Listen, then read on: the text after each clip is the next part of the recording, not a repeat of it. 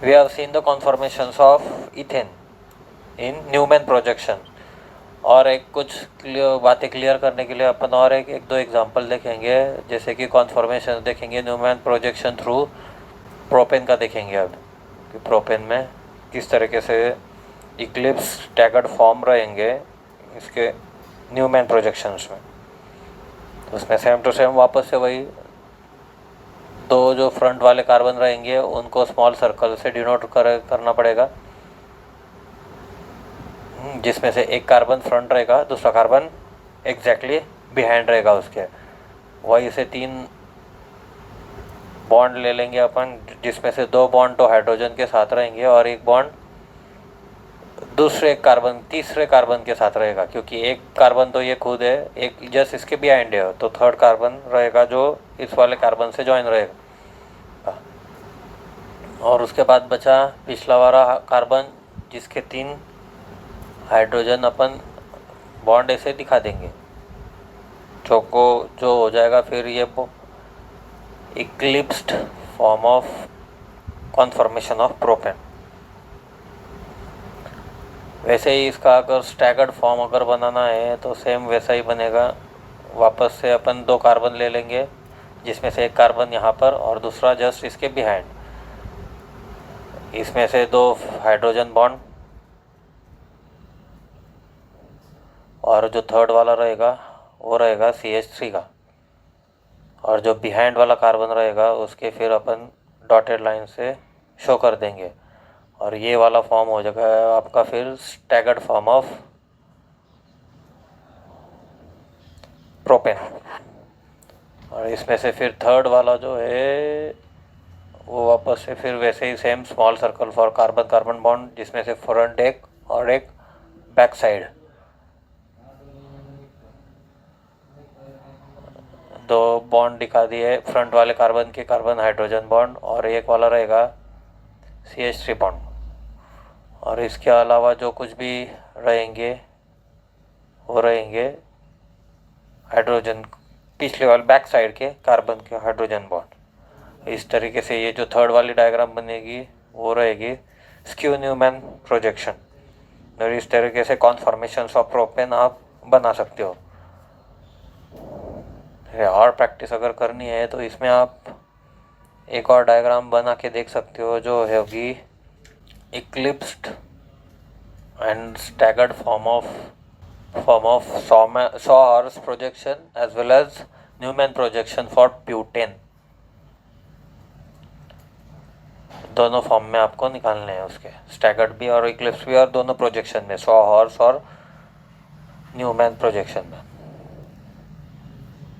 तो एक आप बना के रख सकते हो। यहाँ पे वीडियो पॉज कर लीजिए, क्योंकि थोड़ी देर में यहाँ पे उसका सॉल्यूशन आ जाएगा, तो आपकी प्रैक्टिस नहीं होगी, इसलिए वीडियो पॉज कर लेना आपके लिए बेटर रहेगा।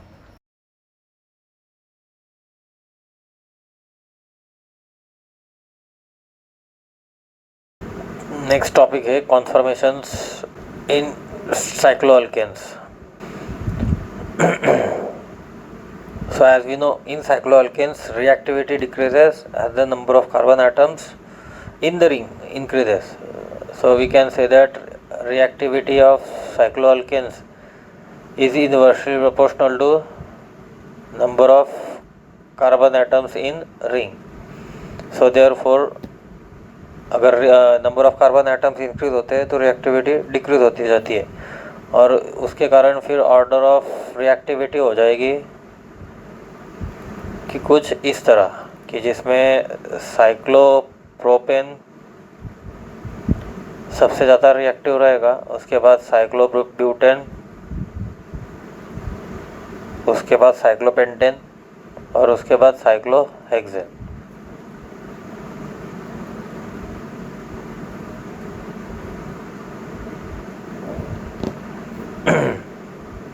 तो ए वॉन बेयर नाम का साइंटिस्ट था, जिसने एक्चुअल में decreasing reactivity of cycloalkanes with increasing number of carbon atoms in the ring, इसको एक्सप्लेन किया था in the terms of deviation in CCC angle in any साइक्लोअल्केन।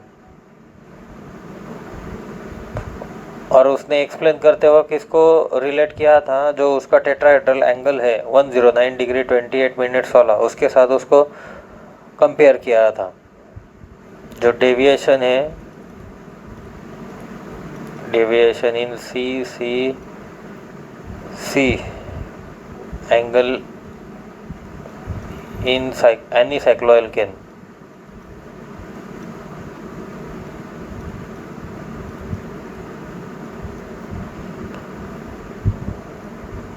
from tetrahedral angle, that is 109 degree 28 minutes। Bear ने एक strain theory दी थी जिसको कहा जाता है बेयर स्ट्रेन थ्योरी, और according to this theory any deviation of bond angle from normal tetrahedral angle of 109 degree 28 minutes would cause an internal strain in the ring। अगर कोई भी normal tetrahedral angle that is 109 degree 28 minutes से अगर कोई भी deviation अगर bond angle में होता है तो it will cause internal strain in the ring. Theory का स्टेटमेंट ये रहा आपके सामने। any deviation of bond angle from tetrahedral angle of 109 degree 28 minutes would cause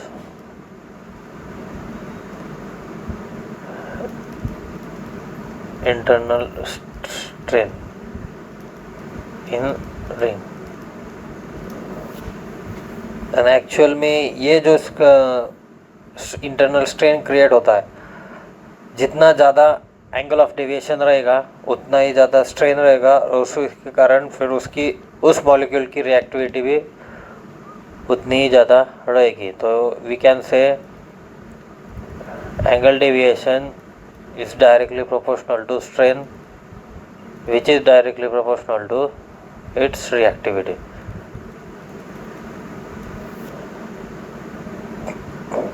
तो अगर एज्यूम कर लेते हैं कि सारे साइक्लोअल्केन्स प्लेनर है, तो आपके स्क्रीन पे डिफरेंट साइक्लोअल्केन्स का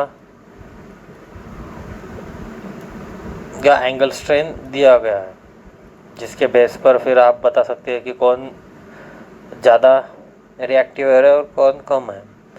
अगर पहला साइक्लोप्रोपेन लेते हैं तो उसका है +24 डिग्री 44 मिनट्स। अगर साइक्लो ब्यूटेन लेते हैं तो उसका है +9 डिग्री 44 मिनट्स।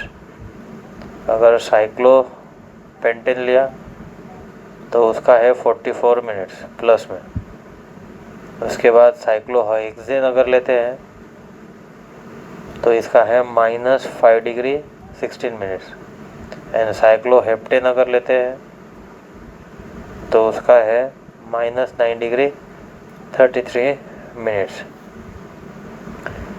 अगर आप अच्छे से देखते हो वैल्यूज़ की तरफ एंगल स्ट्रेन की, तो उसमें कुछ पॉजिटिव है कुछ नेगेटिव है। तो जो पॉजिटिव साइन है ये इंडिकेट करता है कि जो सी एंगल है is compressed, angle is compressed to satisfy the geometry of ring. वहीं पे अगर नेगेटिव साइन है तो वो ये डिनोट करता है कि जो सी का एंगल है इज वाइडेंड। दैट मीन्स अगर पॉजिटिव साइन है तो उसमें एंगल कंप्रेस हुआ है, और नेगेटिव साइन है तो उसमें एंगल वाइड हुआ है to satisfy the geometry of ring. तो आप ये कह सकते हो कि strain in the molecule actually determine करता है कि उसका रिएक्टिविटी कैसे रहेगी। It doesn't depend upon sign.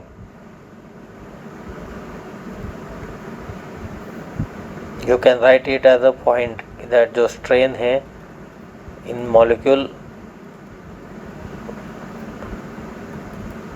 will determine the reactivity of molecule, या फिर अल्केन भी कह सकते हैं, which is irrespective of sine.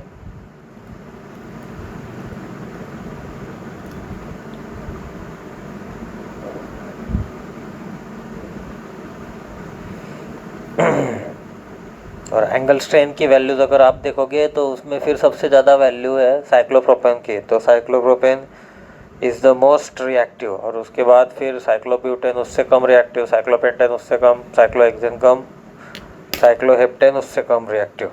So least reactive is cycloheptane, cyclopropane is the most reactive. चलो तो अभी देखते हैं कि उसका न्यूमैन प्रोजेक्शन कैसा रहता है साइक्लोहेक्सेन या फिर साइक्लोअल्केन्स में. ओके गाइस, सो अपन ने साइक्लो अल्केन्स में कॉन्फॉर्मेशंस का कॉन्सेप्ट जो है वो देख लिया. अब देखते हैं कि उनमें फिर उनके कॉन्फॉर्मेशंस के जो डायग्राम फॉर्म्स रहते हैं वो किस तरीके से दिखाए जाते हैं और किस में फिर वो ज़्यादा स्टेबल रहते हैं वो देखेंगे फिर. तो अब अपन देखेंगे कॉन्फॉर्मेशंस ऑफ साइक्लोहेक्सेन. सो अगर देखा जाए तो स्टेबिलिटी ऑफ हायर साइक्लोअल्केन्स,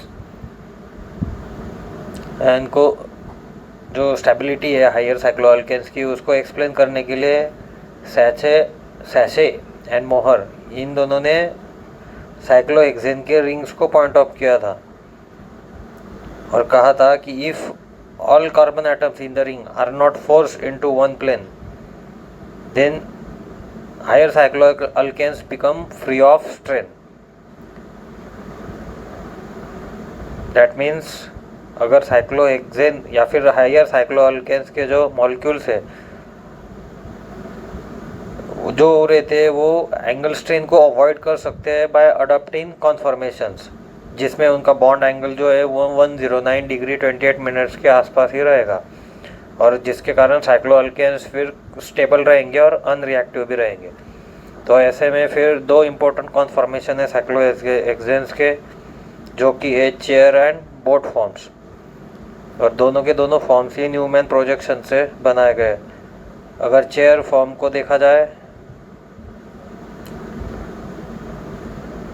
तो वो कुछ इस टाइप का दिखता है साइक्लोहेक्सेन का अगर बनाए तो.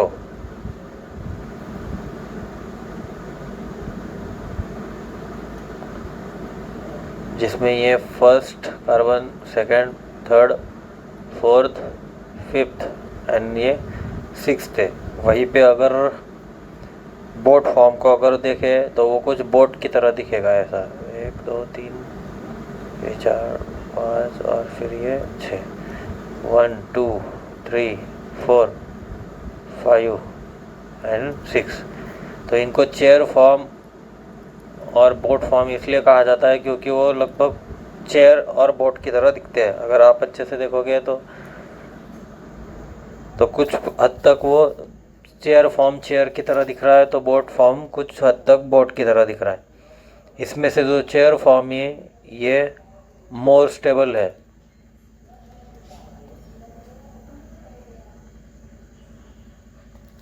क्योंकि the main reason behind it is the energy difference between them.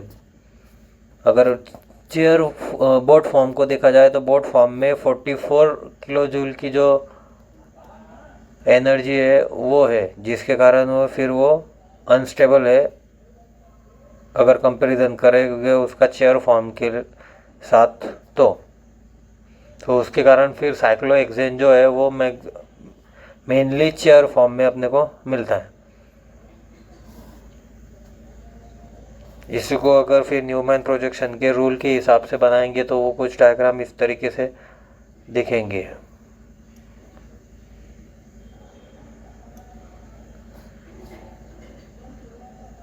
ये हो गया कार्बन, ये हो गया इधर का कार्बन, ये दोनों एक दूसरे को ज्वाइन हो जाएंगे. ये एक हाइड्रोजन इधर, एक हाइड्रोजन ऑलरेडी है, एक हाइड्रोजन ये आ गया, एक हाइड्रोजन ये हो गया, एक हाइड्रोजन ये हो गया। पीछे वाला कार्बन जो है उसके लिए इस तरीके से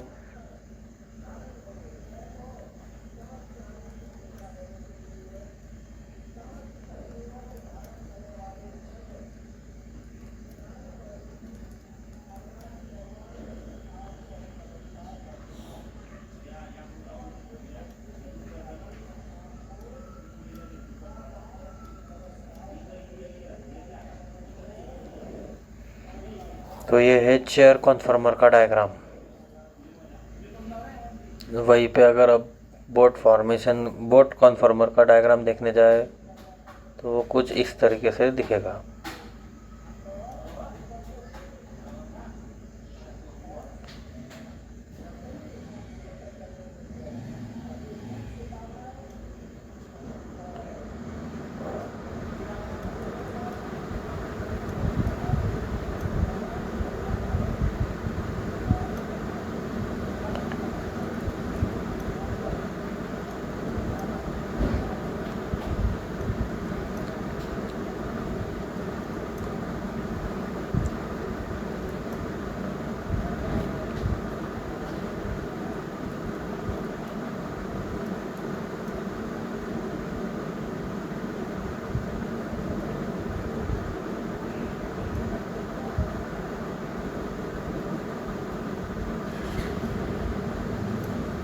ये हो गया बोट कॉन्फॉर्मर न्यूमैन प्रोजेक्शन के हिसाब से साइक्लोहेक्सेन के चेन कॉन्फॉर्मर और बोट कॉन्फॉर्मर कुछ इस तरह से दिखेंगे।